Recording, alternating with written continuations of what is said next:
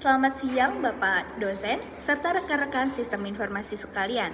Kami dari kelompok 7 Paralel B, Program Studi Sistem Informasi Fakultas Ilmu Komputer UPN Veteran Jawa Timur. Hari ini kami akan mempresentasikan modul yang telah kami susun berjudul Paduan Membuat Grafik Menggunakan Julius AI untuk UMKM. Kami beranggotakan 5 orang, saya pembicara pertama, Salsabila Al-Safa sebagai moderator. Kami akan memaparkan bagaimana teknologi AI, khususnya Julius AI, dapat menjadi asisten data yang praktis dan efisien bagi pelaku usaha kecil. Bab 1. Mengapa kita perlu belajar AI? Mari kita mulai dengan latar belakang. Mengapa AI menjadi penting bagi kita sebagai mahasiswa sistem informasi dan juga bagi UMKM? Saat ini kecerdasan buatan telah menjadi bagian integrasi dari kehidupan modern. Di dunia bisnis, AI bukan lagi tren, tetapi kebutuhan.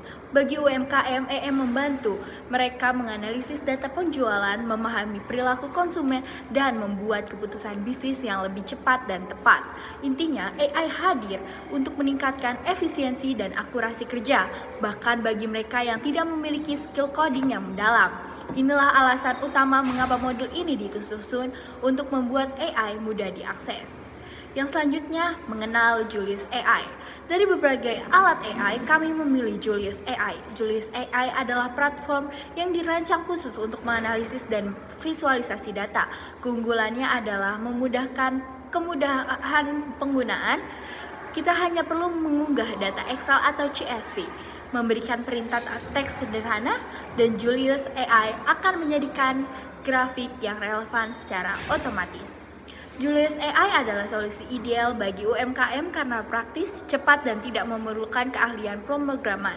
Ini adalah jembatan antara data mentah dengan wawasan bisnis yang jelas. Sebelum kita membuat grafik, tentu kita harus menyiapkan alat dan data kita.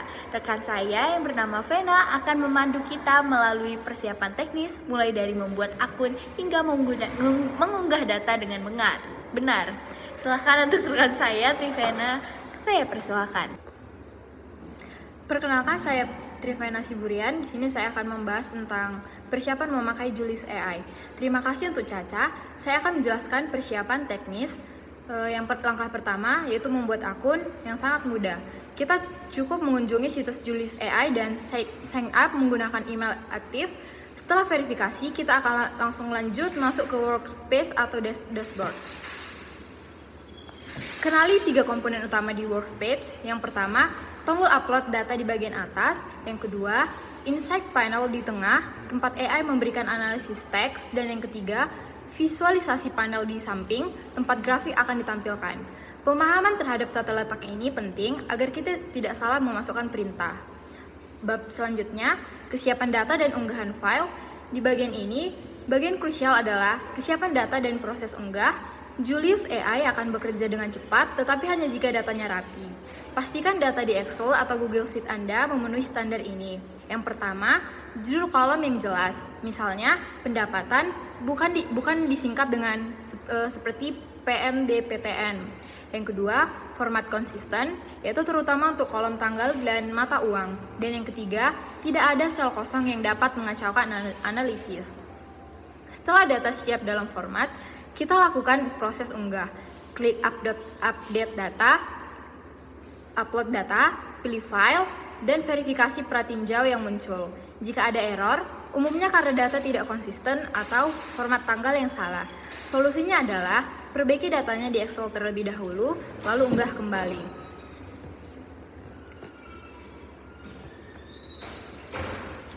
Data sudah diunggah. Sekarang, bagaimana kita berkomunikasi dengan Julius AI agar menghasilkan grafik yang kita inginkan?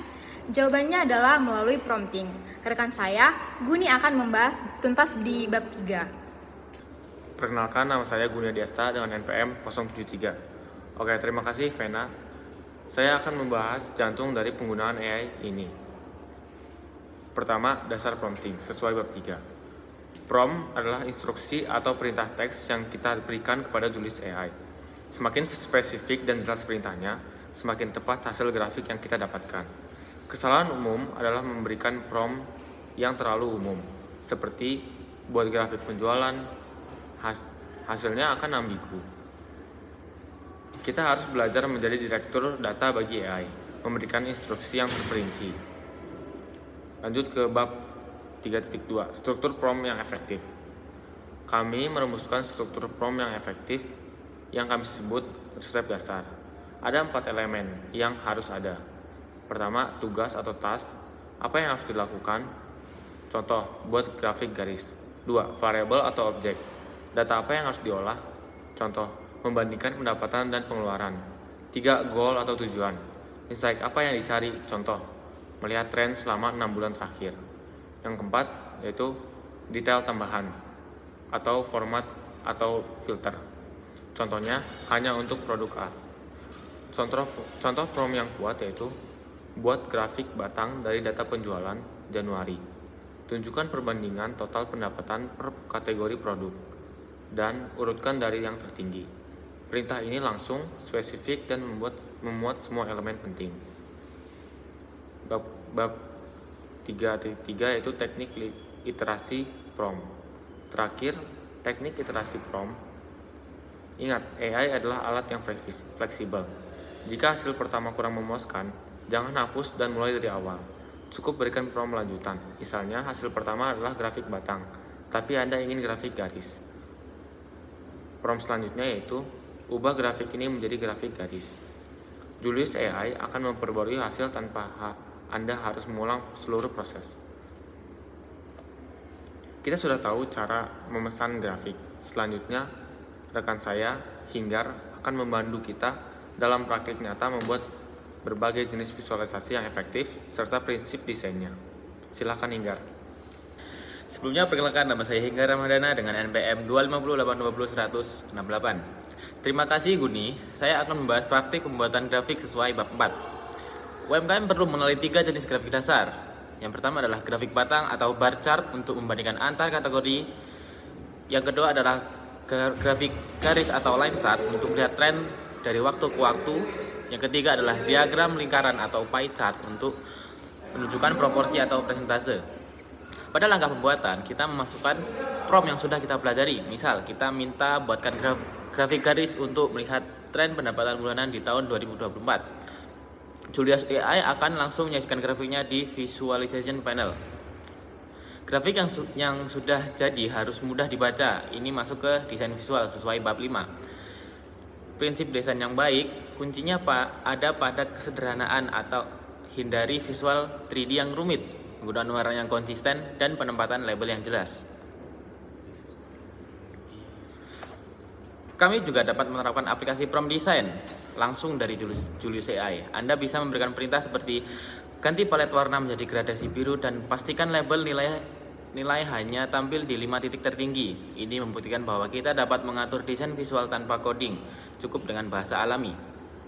Grafik sudah tercipta dan sudah diperindah, namun grafik hanyalah alat. Nilai sebenarnya adalah pada interpretasi dan penyajian. Rekan saya Farel akan membahas cara membaca hasil dan menyampaikan kesimpulan. Silakan Farel. Terima kasih Hinggar. Perkenalkan, nama saya Farel Aidil Fikri Ratagandhi dengan NPM akhir 085. Bagian ini adalah puncak dari analisis kita, memahami dan menyajikan data. Setelah grafik jadi, kita harus membaca cerita yang dikandungnya, amati saat tren, apakah naik atau turun secara konsisten. Yang kedua, outliers, titik data yang jauh berbeda, misal penjualan tiba-tiba meroket. Yang ketiga, hubungan antar variabel, apakah ada korelasi antar promosi dan peningkatan penjualan. Tugas kita adalah mengubah data visual menjadi narasi bisnis yang ditindaklanjuti. Contoh, grafik yang menunjukkan penurunan penjualan produk B di kuartal ketiga. Ini terjadi setelah harga bahan baku naik. Kesimpulannya, kita perlu mencari pemasok baru atau melakukan promo agar harga kompetitif lagi. Bab 6.2, menyajikan hasil analisis. Saat menyajikan hasil, ingatlah bahwa kita harus fokus pada kesimpulan, bukan pada angka mentah. Tampilan grafik yang jelas tunjukkan 3 poin kunci dan ajak audiens berdiskusi menggunakan bahasa yang ringkas dan lugas. Hindari membaca setiap angka di grafik.